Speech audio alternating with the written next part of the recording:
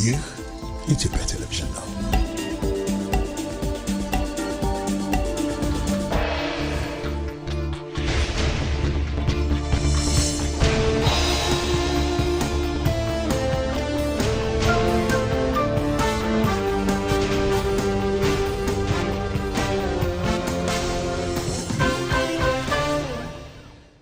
ኢቲቪ 57 ከኢትዮጵያ ቴሌቪዥን ጤናስልን ለእስልምና እምነት ተከታዮች በሙሉ እንኳን ለመውሊድ በዓል በሰላም አደረሳችሁ። ከኢትዮጵያ ቴሌቪዥን የሰዓቱን ዜናዎች እናቀርባለን። ሁሌም ከኛ ጋር ስለሆናችሁ ከልብ እናመሰግናለን። አርዕስተ ዜናውን እናስቀድማለን።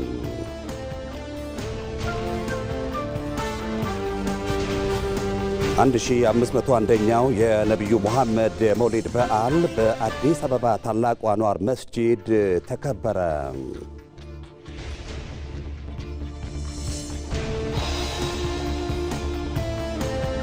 ጠንካራ ሀገረ መንግሥት ሊገነባ የሚችለው በወታደራዊ ወይም ኢኮኖሚ አቅም ብቻ ሳይሆን ዜጎችን በሚያስተሳስር የጋራ ራዕይ ጭምር ነው። ከውጪ ቻይና በኢራንና በንግድ አጋሮቿ ላይ ያነጣጠሩ የአሜሪካንን አዳዲስ ማዕቀቦች አወገዘች።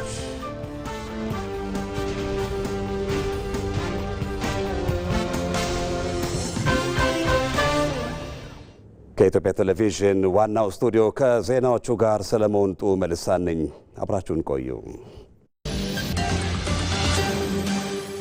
የልዩ ዘመቻዎችስ በመላው አፍሪካ ሰላምና ብልጽግናን ለማረጋገጥ የሚተጋ ኃይል ነው። የቀድሞ የደቡብ አፍሪካን ፕሬዝዳንት ኔልሰን ማንዴላን ያሰለጠነች ኢትዮጵያ የዚምባብዌ መሪ የነበሩትን የሮበርት ሙጋቤ ፓርቲ ዛኑ ፒኤፍን የጦር ድጋፍ ያደረገች ኢትዮጵያ የእርሷ ወታደራዊ አደረጃጀትና መጠናከር እንዲሁም መሰልጠን ለአፍሪካ ታላቅ ብስራት ነው።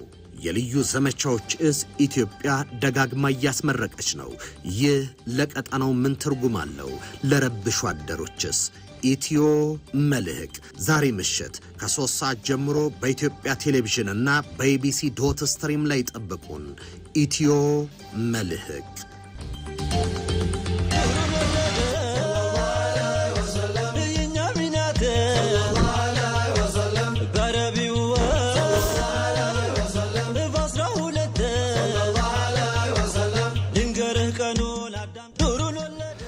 ዜናዎቻችን በዋናነት በመውሊድ በዓል ላይ ያተኮሩ ይሆናሉ። ወደ ቀዳሚው ዜናችን ስናልፍ የ1501ኛው የነቢዩ ሙሐመድ የመውሊድ በዓል በአዲስ አበባ ታላቁ አንዋር መስጂድ በድምቀት ተከብሯል።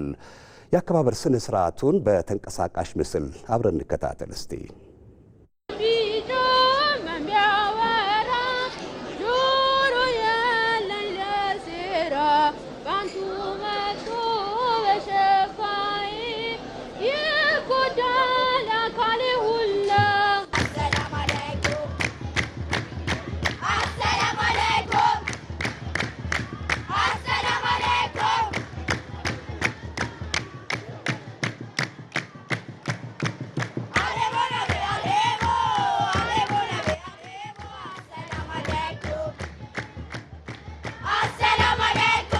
رسول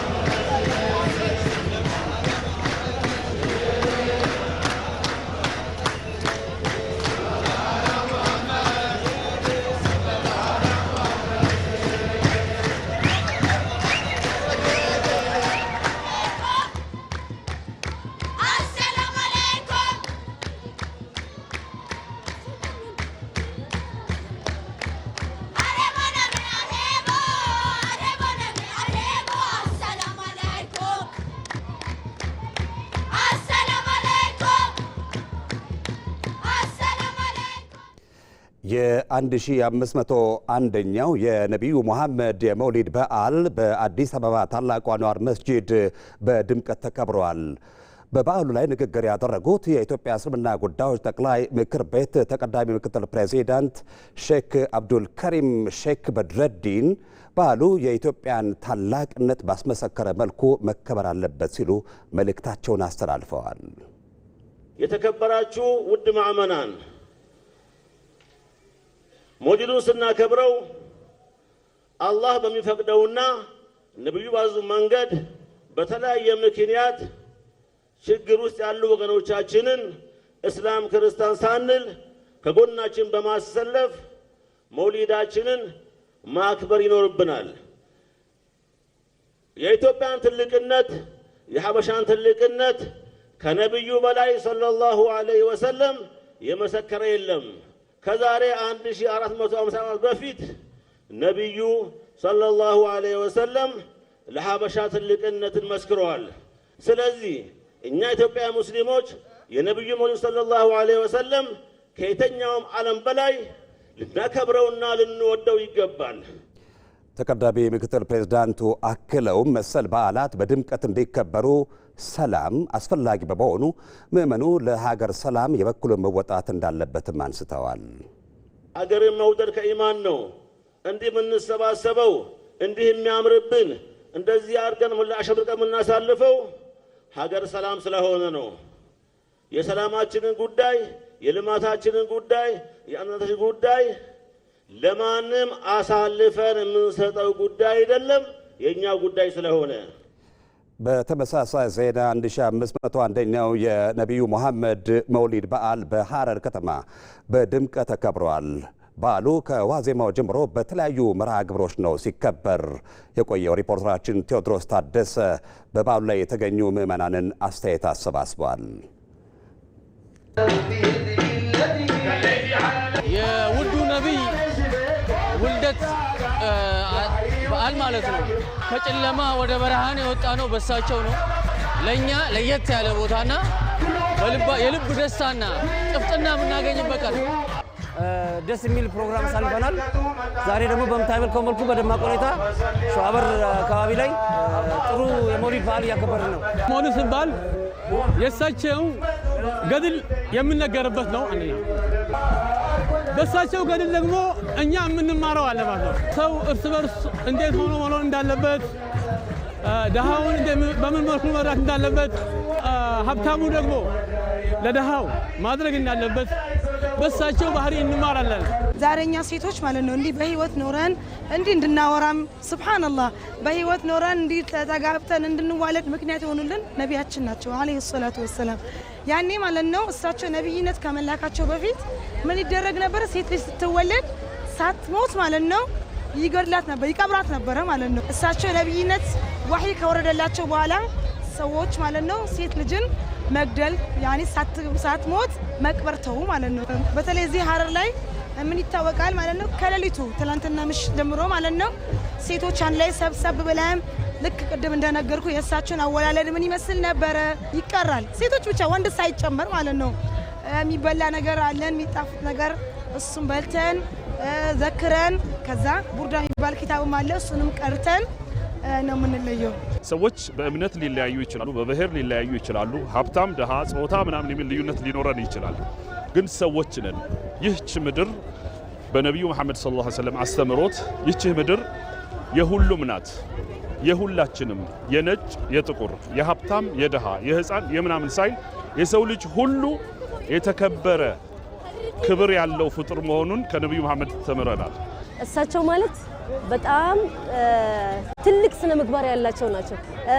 አንድነትን ያስተማሩን፣ እንደዛውም እንድንዋደድ የበደለንን ይቅር እንድንል ማለት ነው። ይቅር ባይ ነበሩ። መጥፎ ለሰራውም ያንን መጥፎ ነገር መመለስ እንደሌለብን፣ ጥሩ ነገር መስራት እንዳለብን ነው ያስተማሩን ማለት ነው ረሱላችን ነብያችን መሐመድ አለይሂ ሰላቱ ወሰላም።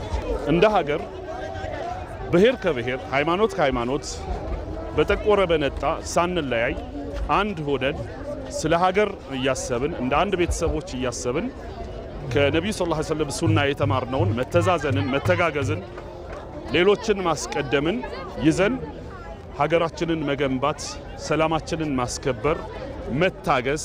ችግሮች ሊኖሩብን ይችላሉ፣ የማይመቹ ነገሮች ሊኖሩ ይችላሉ። አንዳንድ ጊዜ አርብ ዕለት ለሚደርስ ጉዳይ ማክሰኞ ችግር ሊገጥመን ይችል ይሆናል። በመታገስ አርብን በመጠበቅ በዚህ መልኩ ስለ ሀገርን በማሰብ የኛ የምንኖርባት ጊዜ በጣም ውስን ናት። እኛ ካለፍን በኋላ የሚመጣ ትውልድ አለ። ስለዛ ትውልድን በማሰብ ስለ ነገው ትውልድም ስለ ነገ ሀገር ስለ ነገ ኢትዮጵያን በማሰብ ተሳስበን ተዛዝነን መኖር እንዳለብን መልእክት አሳልፋለሁ። መንዙማ የታሪክና የመንፈሳዊነት ጥልቅ ውህደት ነው። በሀገራችን ኢትዮጵያም የቆየ ታሪክ ያለው ይህ የጥበብ አይነት የእስልምናን አስተምህሮና የነቢዩን አደራ በዜማ አሽሞንሙኖ የህዝቡን ልብ ለመንካት የሚያስችል አንዱ የጥበብ አምድ ነው። ከበዓላት እስከ ህዝባዊና መንፈሳዊ መድረኮች የመንዙማ ድምፅ የፍቅርና የሰላም ጥሪ ማህተምነቱ በጉልህ ይጠቀሳል። በተለይ መንዙማ የነቢዩ መሐመድንና ሰሃቦቻቸውን ታሪክ በማጉላት እስልምናን ከምዕመናን የሚያገናኝ ድልድይ ነው። ለመሆኑ መንዙማና ማህበራዊ እሴቱ እንዴት ይገለጻል የሚለውን ጉዳይ ባልደረባችን ተስፋዬ ጫኔ ተመልክቶታል። እንደሚከተለው ይቀርባል። ወለላልኩ ከተማ መወለዳቸው ቢሰማው መርሃባ ቃላት በዜማ ተሸልመው ህሊናን በሚያረሰርስ ስልት ሲደረደሩ ለየት ያለ መንፈሳዊ ድምቀትን ይፈጥራሉ። በኢትዮጵያ የእስልምና ሃይማኖት ባህልና ታሪክ ውስጥም መንዙማ የሃይማኖታዊ መገለጫነት ብቻ ሳይሆን የነቢዩ መሐመድ ሰለላሁ ዐለይሂ ወሰለም ልቅና ታሪክና መለኮታዊ አስተምሮም በኪናዊ መንገድ ለትውልድ የሚያስተላልፍበት ታላቅ መድረክ ነው። መንዙማ የታሪክና የመንፈሳዊነት ጥልቅ ውህደትም ጭምር ነው።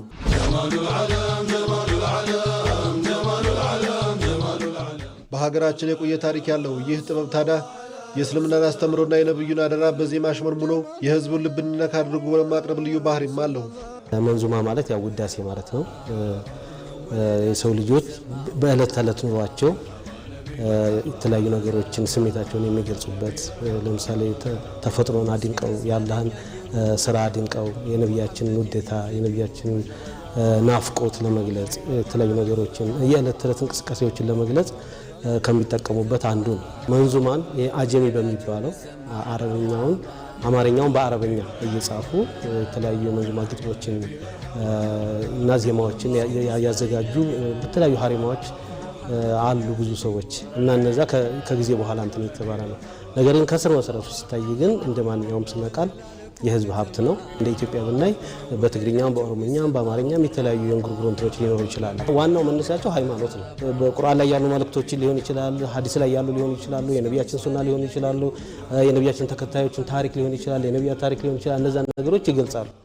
ነስና አዲስ አበባ መናወቃፈ የጦይባ ሙሽራ የጦይባ ሸሪፍ ቀልባሽና ነዛ መተቱላ ወርፈ ለወዘዘው እንጂ እንደመለረፈ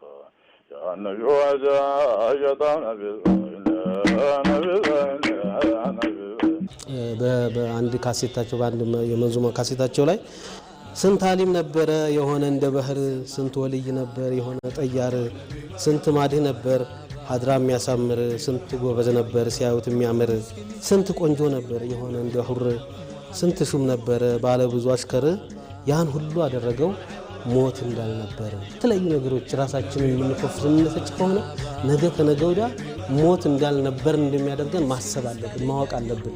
ዘላለም እንደምንኖር ሆነን የምንሰራውን ሁሉ ነገ እንደምንሞት ሆነን ማሰብ አለብን። ይሄንን በመንዙማ አንዱ ከሚያስተምሩበት ከሚያነቁበት ነገር ነው። ስንት ዓሊም ነበር የሆነ እንደ ባህር፣ ስንት ወልይ ነበር የሆነ ጠያር፣ ሁሉን ያሳወቀው ባጢን ወዛሂር፣ ስንት ማዲህ ነበር ሀድራ የሚያሳምር፣ ስንት ጎበዝ ነበር ሲያወት የሚያምር፣ ስንት ቆንጆ ነበር የሆነ እንደ ሑር፣ ስንት ሹም ነበረ ባለ ብዙ አሽከር፣ ያን ሁሉ አደረገው ሞት እንዳልነበረ ሰይዴ ታዋቂ ሀገራችን የእስልምና መሻይኮችና የዜማ ሊቃውንትም የነቢዩን መልካም ጸባይ የተቀበሉትን መለኮታዊ ተልእኮና በአማረ ዜማና የተመጠነ ግጥም ሲገልጹት ኖረዋል። ከወሎ እስከ ሐረር፣ ከጉራጌ እስከ አፋርና ከሶማሌ እንዲሁም ከሌሎች የኢትዮጵያ አካባቢዎች ያሉ መሻይኮችም ጭምር በቋንቋዎቻቸውና በስልቶቻቸው ነቢዩን በስንኞቻቸው አሽሞንሙነዋል። እያንዳንዱ የመንዙማ የስንኝ ፍሰትም የነቢዩን ፍጹም ስብዕና፣ የሰላም፣ የፍትህና የርኅራኄ አስተምሮዎቻቸውን የሚያሰርጽም ጭምር ነው። ጥበቡ ታሪክን ከዜማ ጋር አዋህዶ የህዝቡን መንፈሳዊ ህይወት ከማበልጸጉም በላይ መከባበርና ፍቅርን እየሰበከ ትውልድን ከዘመን ጋር አገናኝቷል። ወዲያው የጠቆረ ቀልበ ነጩ ቢላል ባሪያ የባሪያ ልጅ እያሉት ኖረዋል። ሀበሻ መሆኑን ለዓለም አውጇል። እሱን የሸጠ ሰው ሁለዚህ ዋ ይላል እያለ ያለቅሳል። ባልተወለድኩን ኑር ልዓይን በመንዙማ ውስጥ ከሚንጸባረቁ ዋና ዋና ጭብጦች አንዱ ኢትዮጵያውያን ሙስሊሞች ለነቢዩ መሐመድ ሰለላሁ ዐለይሂ ወሰለም ያላቸው ጥልቅ ፍቅርና ጽኑ ናፍቆት ነው። የተከበረውን የአላህ ቤት ካዕባን ለመጎብኘትና የነቢዩን ማረፊያ ቅዱስ ስፍራ መዲናን የመዘየር ምኞት በመንዙማ ስንኞች ውስጥም ጉልህ ይንጸባረቃሉ። ዝንጀና በጃጀው መዲና ለሄድ ጣይፎን ጓያኛ አልኩት አብሮ ለመሄድ ጉዳይ አለኝና ንዛገዛል ዘንድ የአሚናት ልጅ አንዱ የነ ጅብሪል ጓድ ኩሌው ትዝ ሲለኝ አልተኛ። በመንዙማ ጥበብ ውስጥ ነቢዩ መሐመድ ሰለላሁ ዐለይሂ ወሰለም የብርሃን የርኅራኄና የእውነተኛ መንገድ መሪ ሆነው ይገለጻሉ። ይህ ጥበብ ከትውልድ ወደ ትውልድ እየተሸጋገረ የሀገራችንን ሃይማኖታዊና ባህላዊ ሀብት በማበልጸግ የጎላ ድርሻ ማበርከቱን ቀጥሏል። ከበዓላት እስከ ህዝባዊና መንፈሳዊ መድረኮች የመንዙማ ድምፅ የፍቅርና የሰላም ጥሪ ማህተምነቱ ጎልቶ እስልምናን ምዕመናኑን የሚያገናኝ ድልድይ ብቻም ሳይሆን ጥበብ የሚቀዳበት የሀገር ሀብት ትኩረትን ይፈልጋል። الرحمن الرحيم بسم الله الرحمن الرحيم اللهم صل على زين الوجود بسم الله الرحمن الرحيم بلان جمرنا يا كريم انكم برهن كفضل የነቢዩ ሙሐመድ የመውሊድ በዓል በሙስሊሙ ማህበረሰብ ዘንድ በየዓመቱ በድምቀት የሚከበር ሃይማኖታዊ በዓል ነው። በዓሉ የነቢዩ ሙሐመድ አስተምህሮዎች የሚዘከሩበት የአንድነትና የፍቅር በዓል ነው። ሪፖርተራችን ጀማል አህመድ በአሶሳ ከተማ አቡበከር መስጊድ በመገኘት በዓሉን በተመለከተ ተከታዩን ዘገባ አዘጋጅቷል። اللهم صل على محمد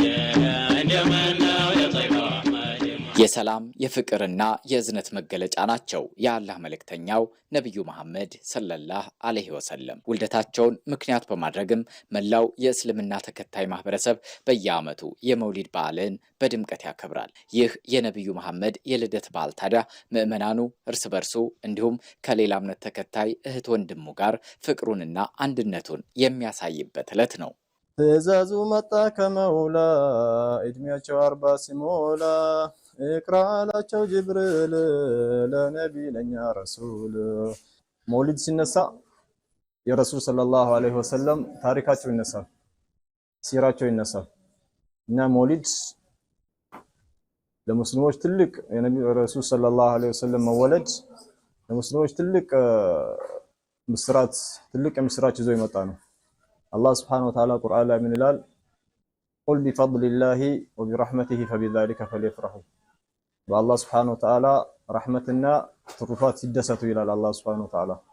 እና ረሱል ሰለላሁ ዐለይሂ ወሰለም ለኛ መላካቸው አላህ ትልቅ ማለት ነው። ዓለም በሙሉ ወማ አርሰልናከ ኢላ ረሕመተን ሊልዓለሚን አላቸው። ለዓለም ረሕመት እዝነት እንጂ አድርገን አላክነው። የነብዩ መሐመድ ሃይማኖታዊና ማህበራዊ ተሞክሮች የሚዘከሩበት ፍቅርና መተሳሰብ በተግባር የሚታይበት ዕለትም ነው መውሊድ። ይህንን መውሊድ ስናከብር ማሻአላህ የተቸገሩት በሙሉ ሙስሊም ይሁን ሙስሊም ያልሆነ ወገንም በሙሉ ሁሉም የቸገራቸውን ጎረቤቶች ካሉ እነሱን በመጠየቅ በጎ ስራዎችን መስራት አለብን። የእሳቸውን እዝነታቸውን ለሰዎች የነበራቸውን ፍቅርን፣ መደጋገፍን ለድሆች ከሙስሊሞች ውጪ ለነበሩት ራሱ እምነት ተከታዮች ያሳዩት የነበሩት በጎነትን የምናድስበት ቃል ኪዳናችንን ይበልጥ የምናጠነክርበት ክብረ በዓል ነው ይህ የመውሊድ በዓል። ከህፃን እስከ አዋቂ በልዩ ሁኔታ የሚወደዱት ነብዩ መሐመድ ሰለላሁ ዐለይሂ ወሰለም አስተምህሮታቸው የላቀ ነው። ነቢያችን ሰለላሁ ዐለይሂ ወሰለም በጣም ነው የምወዳቸው። እንኳን ለነብዩ ውለት በሰላም አደረሳችሁ እላቸዋለሁ። ነብዩ ሰለላሁ ዐለይሂ ወሰለም አዛኝና ሩህሩህ ናቸው። ከነሱ የምንማረው አዛኝነትን፣ ታጋሽነትን እንማራለን። ስለ ነብያችን የምንማረው አንደኛ ታማኝነት፣ ሩህሩህነታቸውን፣ ለሰው አዛኝ መሆናቸውን እንማራለን። ሙስሊሙ ማህበረሰብም የነብዩ መሐመድን ሰለላሁ ዐለይሂ ወሰለም ድናዊና ማህበራዊ ተሞክሮ አጠናክሮ በማስቀጠል ፍቅር፣ ሰላምና ሀገራዊ አንድነት እንዲጎለብት ተግቶ ሊሰራ ይገባል። ለኢቲቪ ጀማል አህመድ ነኝ ከአሶሳ። ምክክር በእስልምና አስተምሮ ውስጥ ትልቅ ስፍራ የሚሰጠው አማኞችም ከቤተሰብ ጀምሮ ትልልቅ ህዝባዊ ውሳኔዎችን የሚወስኑበት ሂደት ነው። በታላቁ ሀገራዊ ምክክር ላይ ሲሳተፉ የቆዩት የእስልምና መምህር የሆኑት ኡስታዝ በድሩ ሁሴንም በሁሉም ዘመን ያለው ትውልድ ጥያቄና ፍላጎት የተለያየ ቢሆንም መመካከርን እንደያውዱ ጥቅም ላይ በመዋል ለህዝቦች አንድነትና መቀራረብ መዋል ይገባል ይላሉ። ዛህራ መሐመድ ከኡስታዝ ጋር ቆይታ አድርጋ ተከታዩን ዘገባ አሰናድታለች። ከራስ አንደበት ተከታትለን እንመለስ።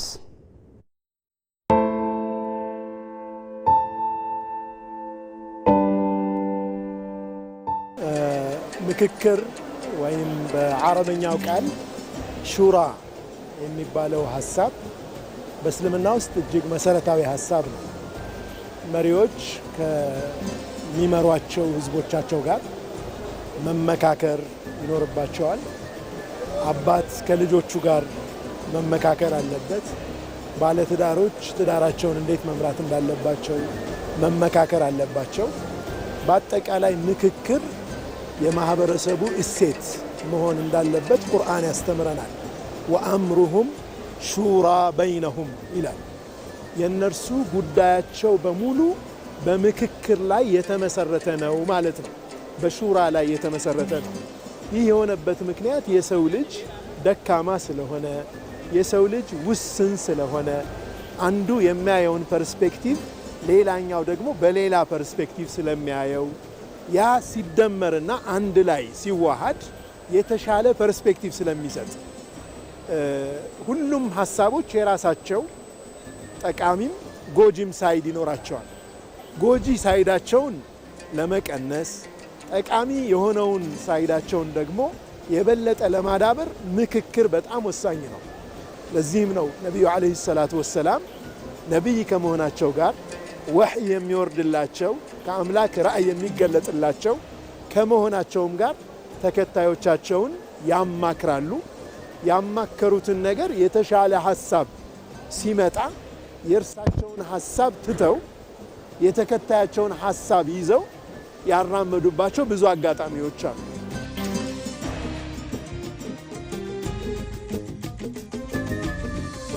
እስልምና ወአምሩሁም ሹራ በይነሁም በሚል ፕሪንሲፕል ነው የሚቆመው። ይህ የቁርአናዊ አስተምሮ ነው። ሁለተኛው የነቢዩ መሐመድ ሰለላሁ ዐለይሂ ወሰለም ንግግር ማ ኻበ መን ኢስተኻር ወላ ነዲመ መን ኢስተሻር። ማ ኻበ መን ኢስተኻር ማለት አላህን 2 ረክዓ ሰግዶ አንድ ጉዳይ ላይ ከመወሰኑ በፊት የአላህን ምርጫ የለመነ ሰው አምላኬ ሆይ እኔ አላቅም የመጨረሻውን ጉዳይና አንተ ምረጥልኝ ብሎ አምላኩን የለመነ ሰውና ያማከረ ሰው ደግሞ አይቆጭም በውሳኔ። ምክክር ትልቁ ጥቅሙ እንዴ ይህንን ነገር ከማድረግ በፊት ምን ነው የሰዎችን ሐሳብ ሰምቼ በነበር ለምን ይህንን ሳልመካከር አደረኩት ብሎ አይቆጭም። አንድ ሰው አማክሮ ተመካክሮ በሚሆንበት ጊዜ የተሻለ ፐርስፔክቲቭ ያገኛል።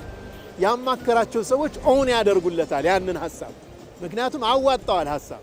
መጨረሻ ላይ ሲወሰን የሚሉትም ብለው የእነሱም ሐሳብ ተካቶ ስለሚሆን ተከታዮቹም ሳቲስፋይድ ይሆናሉ፣ ለመሪያቸው ተመሪ ይሆናሉ። ምክክር በረከት አለው ከአላህ ሱብሓነሁ ወተዓላ የሚገኝ ትሩፋት አለው ማለት ነው። የምክክር ጉባኤው በራሱ ወንድሞችን አንዳንድ ሰዎችን እያልኳቸው ነበር። በዚህ ጉባኤ ውስጥ ትልቁ ጥቅም መነጋገር፣ መመካከር መጀመሩ። ይህ ከልቸር ትልቅ እሴት ነው። ሁሉም በራሱ ጥሩ ነገር እያሰበ ባለመነጋገሩ ምክንያት ብቻ የሌላኛውን ሐሳብ ባለማወቁ ምክንያት ብቻ ጸር ሆኖ ሊቆም ይችላል። ሲነጋገር ግን እንደዚህ ነው እንዲያሰብከው እኔም እኮ ይህን ነበር ያሰብኩት፣ ኮምፕሊመንት ይደራረጋል፣ የተሻለ ሐሳብ ይመነጫል። መጪው ትውልድ ትልቁ የቤት ስራው አሁን የተጀመረውን የምክክር ሐሳብ እሴቱ አድርጎ መውሰድና ሀገር የሁሉም ነች፣ እችን የሁላችንም የሆነች ሀገር በመመካከር በመግባባት ላይ የተመሰረተ አካሄድ እንዴት እንምራት የሚለው የመጪው ትውልድም የቤት ስራ። ትውልድ ሁሌም ይቀያየራል፣ ኢንቫይሮንመንቱም ይቀየራል። ያ ትውልድ የሚኖርበትም ተጨባጭ የተለየ ነው የሚሆነው። ያ አይነት እሴት መቀጠል አለበት። በእያንዳንዱ ጉዳይ ይህን እንዲህ አድርጉ ብለን ልንመክራቸው አንችልም። ቫሊዩን ነው የምንነግራቸው። መመካከርን፣ ሹራን ማንም ይሁን ማን የየትኛውም እምነት ተከታይ ይሁን የየትኛውም ብሔር ይሁን ይቺ ሀገር የሁሉም ነች። ቁጭ ብለው የመመካከርን ባህል ያዳብሩ።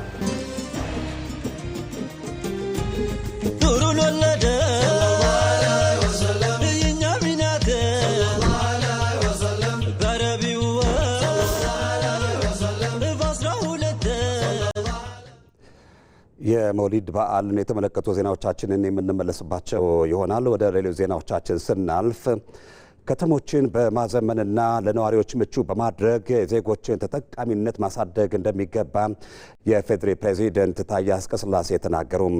ደባርቅን በኮሪደር ለማልማት የሚያስችል የገቢ ማሰባሰቢያ መድረክ በአዲስ አበባ ተካሂዷል። አባዲ ወይናይ ከተሞችን ምቹ ዘመናዊና ተመራጭ ለማድረግ የመደመር መንግስት የኮሪደር ልማትን ትኩረት አድርጎ እየሰራበት ይገኛል። የሰሜን ተራሮች መግቢያ በር የሆነችውን ደባርቅ ከተማም በኮሪደር መሰረተ ልማት ለማልማት የሚያስችል የገቢ ማሰባሰቢያ መድረክ በአዲስ አበባ ተካሂደዋል።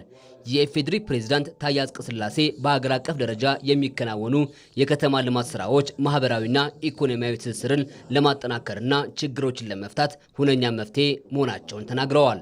ከተሜነት ዘመናዊ እሳቤን ከፍ ያደርጋል። እድገትን፣ ልማትን፣ ስልጣኔን ለማየት የሚያስችል የቀረበ ትልቅ ሀሳብና ፕሮግራም ነው።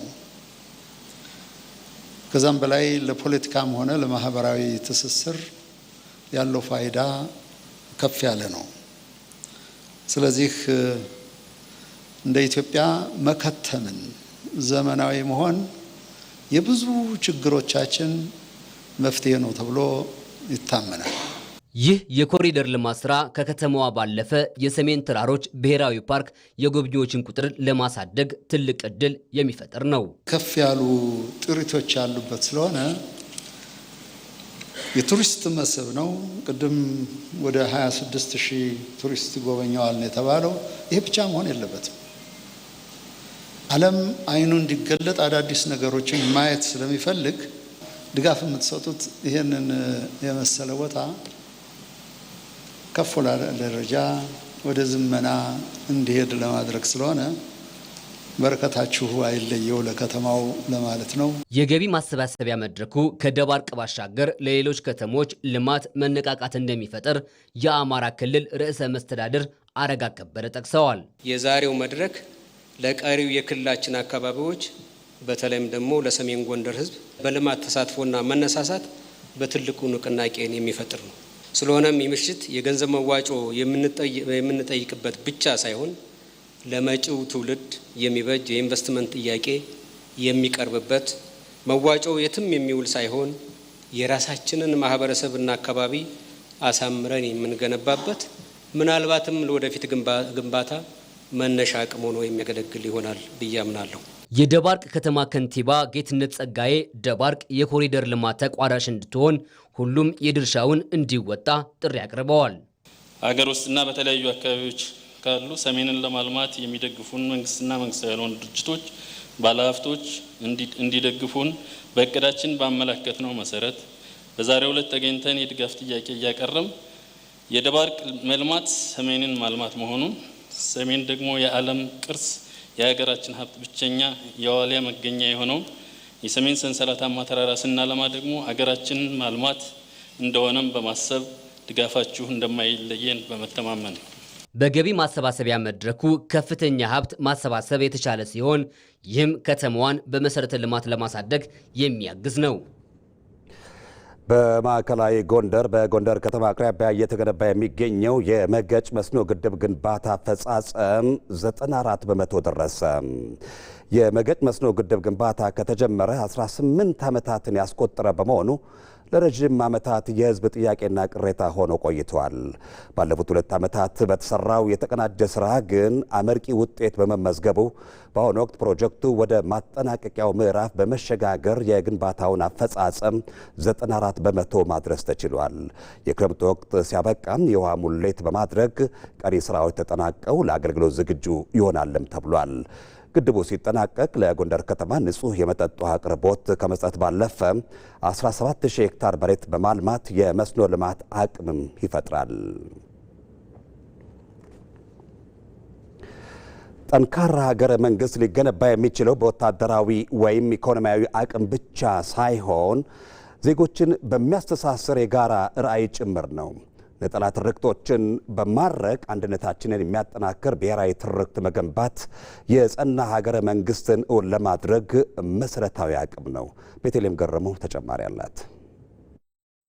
ዜጎቿ በጋራ የከፈሉት መስዋዕትነት፣ የተጋሩት ባህልና ትስስር ኢትዮጵያዊነት በትውልድ ቅብብሎሽ የተገነባ የጋራ ቤት መሆኑን ያረጋግጣል። ነገር ግን የጨቋኝ ተጨቋኝ የተዛባ የታሪክ ንግርትና ጎጠኝነትን ያነገሰ አመለካከት ኢትዮጵያውያን ለዘመናት በጋራ ትርክት የጸና ሀገረ መንግስት መገንባት እንዳይችሉ አድርጎ ቆይቷል። የተሳሰረ ታሪክና የጋራ ሀገር የመገንባት ፍላጎት በትክክለኛው መንገድ ማጉላትና ማጎልበት የሀገረ መንግስቱ ምሰሶች አጽንቶ ለማቆም ወሳኝ ነው። ከስልጣኔ ማዕከል እስከ የንግድና የባህል ማዕከላት፣ የተፈጥሮ ሀብት እንዲሁም የማህበራዊ መስተጋብር አውታሮች ድረስ ያሉት ሁሉም የታሪክ አሻራዎች እርስ በእርስ የተሸመኑ ናቸው። ይህ ሁሉን አቀፍ የታሪክ ትስስር አብሮነትንና ሀገራዊ አንድነትን በማይናወጥ መሰረት ላይ ለመትከል የሚያስችል ነው።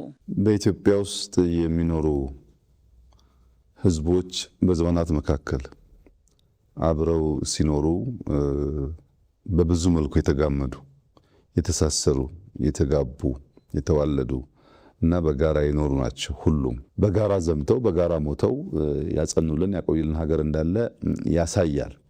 ይሁን እንጂ ሁሌም ከኢትዮጵያውያን ቅራኔ ግጭት የሚጠምቁ ወገኖች ታሪክን ለተራ የፖለቲካ ጥቅም ሲሉ የተሳሳተ ቅርጽ በመስጠት የጋራ እሴቶችን እንደ ግጭት መንስኤ በማቅረብና ህዝቦችን እርስ በርስ በማጋጨት ሀገረ መንግስቱን ለከፍተኛ አደጋ አጋልጠውት ነበር። ታዲያ ዛሬ ይህን የመቃረን እሳቤን አቀራርቦ ወደሚያግባባ ማዕከል የማምጣት መንገድ ኢትዮጵያ በመደመር እሳቤ እየቀየሰች ትገኛለች። የጋራ ትርክትን በአግባቡ መገንባት በራሱ ሀገርን የማጽናትና የማስቀጠል ዋነኛ ስራ ነው። ጠንካራና አካታች የሆነ ብሔራዊ ትርክት ሲኖር ሀገራዊ መግባባት ይፈጠራል። ይህ ደግሞ ለዲሞክራሲያዊ ስርዓት ግንባታና ለዜጎች እኩልነት መረጋገጥ ምቹ ሁኔታን ይፈጥራል። ትርክቱ ሁሉንም የሚያሳትፍና የእያንዳንዱን ብሔር ማንነትና ታሪክ እውቅና የሚሰጥ የባለቤትነት ስሜትንም የሚያጎለብት ነው። ይህ ደግሞ በፖለቲካዊና ማህበራዊ እንቅስቃሴዎች ውስጥ ተሳትፎን በማሳደግ የዲሞክራሲ ተቋማት እንዲጠናከሩና ማህበራዊ ፍትህ እንዲረጋገጥ ትልቅ አቅም የሚፈጥር ነው። አንደኛው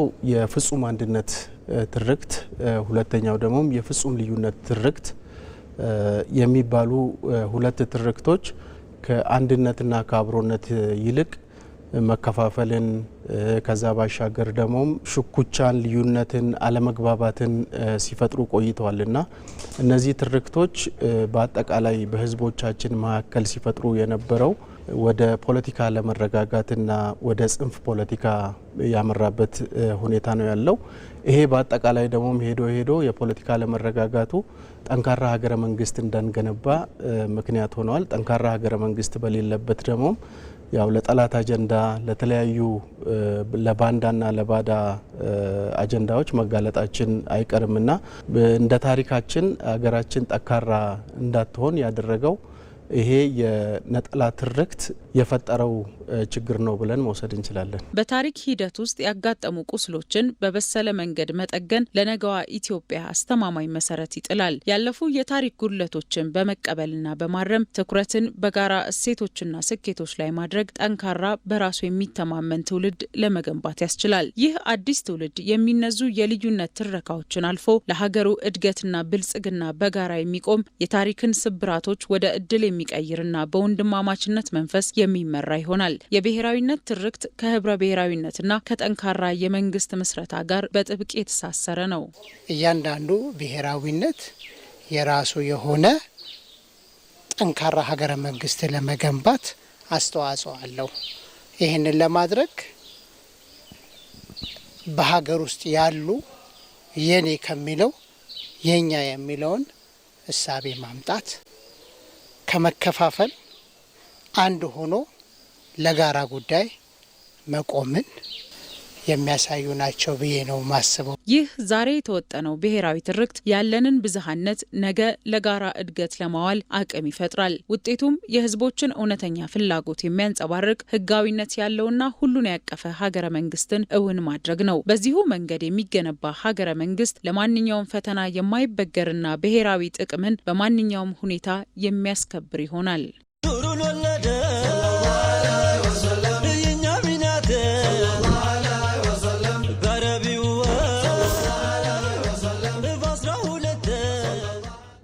የመውሊድ በዓል ዘገባዎችን ወደሚመለከቱ መረጃዎች ደግሞ እንመለሳለን። ከ1400 ዓመታት በፊት በነቢዩ ሙሐመድ የተጣለው የፍትህ የሰብአዊ መብትና የምክክር ባህል መመሪያ ዛሬም ቢሆን የሕግ የበላይነት ለማረጋገጥና የሀገርን አንድነት ለመገንባት ዘላለማዊ ብርሃን ሆኖ በማገልገል ላይ ይገኛል። ኢፍትሐዊነት የነገሰበትን የጨለማ ዘመን በፍትህ በእኩልነትና በነጻ የምክክር ባህል የለወጠው የነቢዩ ሙሐመድ ተግባራዊ አመራር ለዛሬዋ ኢትዮጵያ ሀገራዊ ውይይትና አንድነት ጥልቅ አስተምህሮን ያቀበለ ታላቅ ምዕራፍ ነው። በዚህ ጉዳይ ላይ ባልደረባችን አሚር ጌቱ ያዘጋጀው ዘገባ አብረን እንከታተል።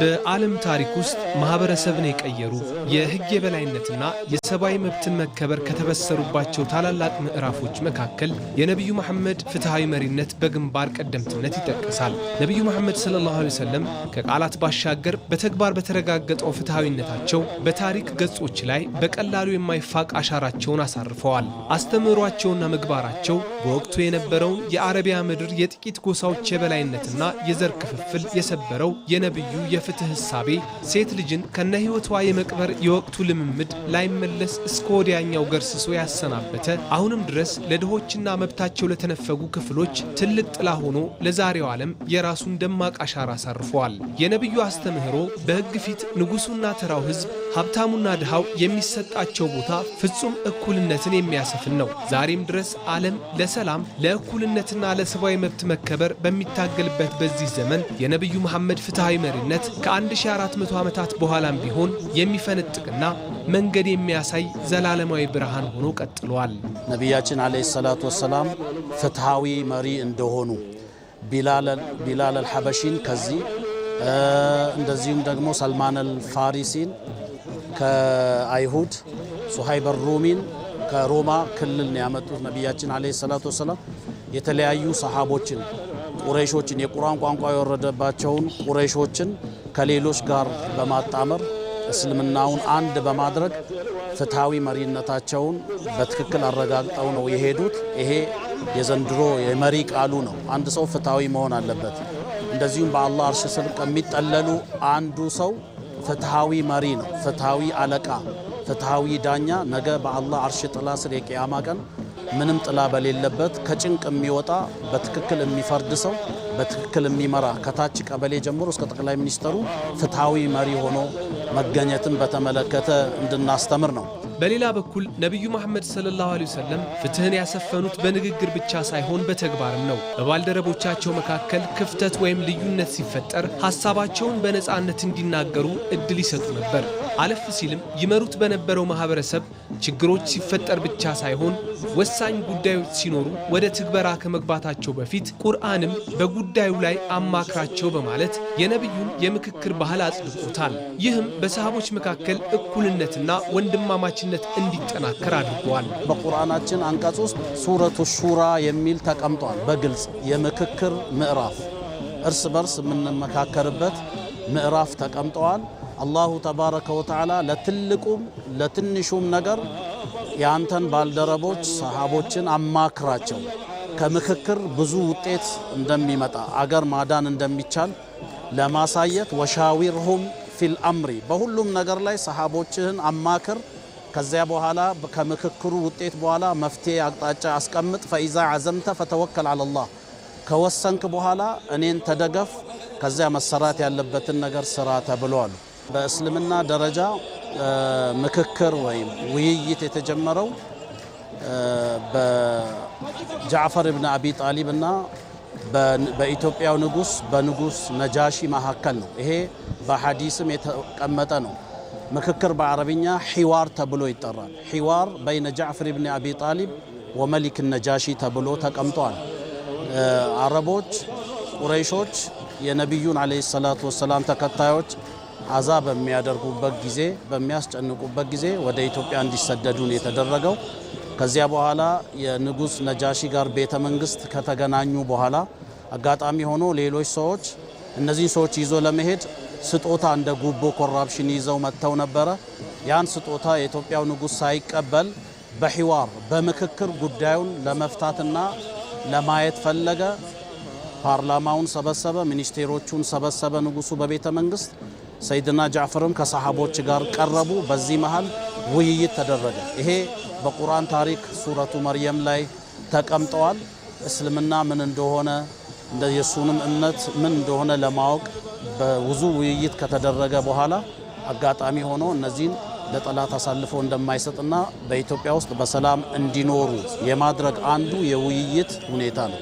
ነቢዩ መሐመድ ሰለላሁ ዐለይሂ ወሰለም ያስተማሩትና የተገበሩት የምክክርና ፍትሃዊ መሪነት በባልደረቦቻቸው መካከል ሊበጠስ የማይችል ጠንካራ አንድነትን ፈጥሯል። ልዩነቶችን በውይይት መፍታት፣ እኩልነትን ማስፈንና የሁሉንም ድምፅ መስማት የውጤታማነታቸው ሚስጥር ነበር። ይህ ታላቅ እሴት ለሀገራችን ኢትዮጵያም ጥልቅ ትርጉም አለው። የሚያጋጥሙንን ፈተናዎች ለማለፍና የጸና ሀገራዊ አንድነት ለመገንባት እርስ በርስ መደማመጥ፣ ፍትህን ማስፈንና በጋራ መምከር ያስፈልገናል። ምክክር ለአንዲት ሀገር እጅግ በጣም ወሳኝ ነው። በተለይ ለአፍሪካ፣ ከአፍሪካ ውስጥ ደግሞ ስፔሻሊ ኢትዮጵያን በተመለከተ ብዙ ችግሮች አሉ። ብዙ የተጠራቀመ ዘመናት ችግሮች ተጠራቅሞ በሀገራችን አሉ።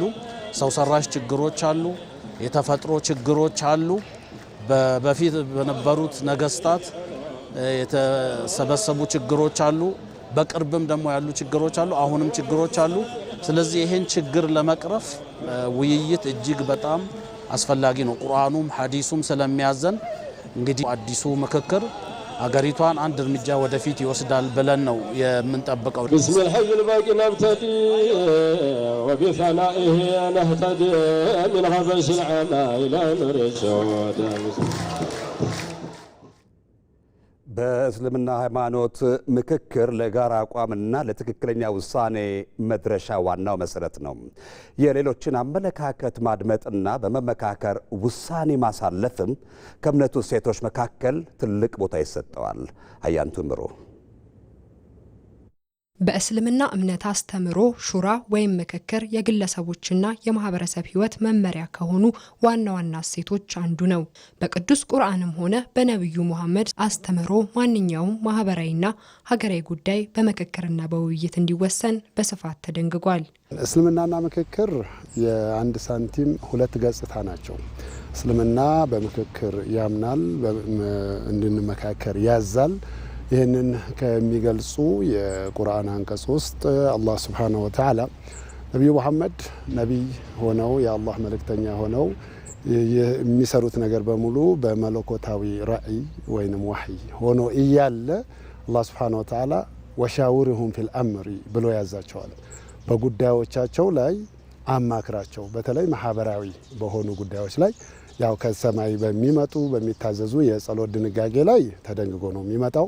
ግን ማህበራዊ በሆነ ህይወት ላይ እነሱንም አሳትፋቸው፣ አማክራቸው ብሎ ያዛልና ይሄን ያክል ነው እስልምና ለምክክር ቦታ የሚሰጠው። እንደ ኢስላም አስተሳሰብ ሀገረ መንግስትን ለማጽናት የማህበረሰብን ችግር ነቅሶ አውጥቶ ለመፍታት ሹራ ይባላል፣ በኢስላም ምክክር ይባላል። መሰረታዊ ጉዳይ እንደሆነ ያስተምረናል።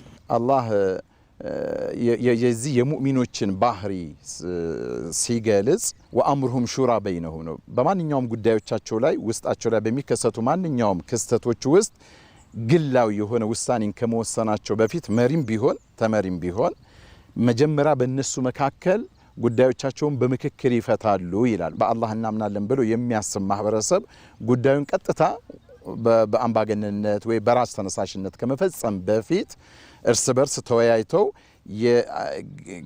ማለት ከፍ ብሎ የወጣውን ሐሳብ ወይም ገዢ የሆነውን አመለካከት ይወስናሉ ማለት ነው። በሰዎች መሃል ልዩነቶች መኖራቸው ተፈጥሯዊና አላህ ሰዎችን የፈጠረበት መለኮታዊ ጥበብ መሆኑ በእስልምና አስተምህሮ ተደንግጓል። በመሆኑም እነዚህ ልዩነቶች በጠረጴዛ ዙሪያ ተቀብሎ በእኩልነትና በወንድማማችነት መንፈስ መነጋገር የዚሁ እሴት ማሳያ ነው። አላህ ሱብሓነሁ ወተዓላ ሰዎችን ሲፈጥራቸው የተለያየ አስተሳሰብ፣ የተለያየ መልክ፣ የተለያዩ አድርጎ ነው የፈጠራቸው። በዚህ ልዩነት ውስጥም ቁንጅና አለ። ዓለም የምታምረው ስለተለያየን ነው። እነዚህን ልዩነቶችን ማስተዳደር ነው ትልቅ ጥበብ የሚባለው ማለት። ነቢዩ መሐመድ አለይሂ ሰላቱ ወሰላም ዳዕዋቸውን ጥሪያቸውን ለተቀበሉ እስልምና ቢያስተምሩ ለሰው ልጆች ግን እኩል ሀዘኔታ ነበራቸው እና ብዝሃነት ደግሞ በመመካከር ውስጥ ያለ ነው። አንቺ ሰው አይደለም ሀገርን የሚያክል ይቅርና በቤተሰቡ ውስጥ ራሱ ወንድማማቾች የቤተሰብ አባል የተለያዩ አስተያየቶች አሉ። ይህም ብዝሃነት የተለያዩ አስተያየቶቻችንን ካላከበርን አብሮ መኖር አይቻልም። በእስልምና ትልቅ መሰረት ነው ሹራ። እሳቸው ነቢ መሐመድም ሰለላሁ ዐለይሂ ወሰለም በራሳቸው አይወስኑም ነበረ።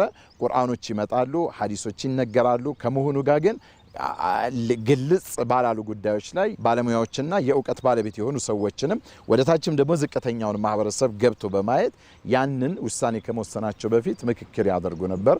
ይሄ ከእሳቸው የወሰድነው አስተምህሮት ነው። ኢትዮጵያ ያካሄደችው ሀገራዊ የምክክር ሂደት ውስብስብ ችግሮችን በውይይት መፍታት እንደሚቻል በተግባር ያሳየ ታላቅ ስኬት ነው። ይህም ሂደት መልካም ተሞክሮና ለወደፊት ተስፋ ሰጪ መንገድ ነው። በመመካከራችን ያገኘነውን እስካሁን ስናይ ይሄ 4000 ሰው አንድ ላይ ቁጭ ብሎ ተመካክሮ ብዙ ነገሮችን ነው በጣም ብዙ ነገሮችን ነው ስምምነት ላይ የደረስነውና እንግዲህ ተፈጻሚዎችን እንጠብቃለን። ይሄ ጅምር ነው። አሁን ነብያችን አለይሂ ሰላቱ ወሰላም ምክክር ወደ መልካም ቦታ ቢያደርስ እንጂ ወደ ሌላ ቦታ አያደርስም ማንኛውም አይነት ምክክር። ስለዚህ ጥሩ ተሞክሮ ነው። በቃ ሁላችንም አንድ ወንበር ላይ ቁጭ ብለን የለም ይሄ አመለካከት ልክ አይደለም፣ ወደዚህ ቢመጣ ኖ አንተ ያስከው እንዲህ ነው፣ ወደዚህ አምጣው እየተባባልን በጋራ ጉዳዮቻችን ላይ የጋራ መፍትሄ የሰጠንበት ነውና በጣም አስደሳች ጉዳይ እንደሆነ ነው ውስጥ የሚያምነው። የውጭ ዜና ቻይና በኢራንና በንግድ አጋሮቿ ላይ ያነጣጠሩ የአሜሪካንን አዳዲስ ማዕቀቦች አወገዘች። አሜሪካ በመካከለኛው ምስራቅ ያለውን ግጭት ለማስቆም ከወታደራዊ እርምጃ ይልቅ ወደ ኢኮኖሚ ማዕቀብ ያደረገችው የፖሊሲ ለውጥ አካል ሲሆን በኢራን ላይ የጣለችውን የኢኮኖሚ ጫና ቻይና እንድትደግፍና ከጎኗ እንድትቆም ጥሪ አቅርቦላት ነበር።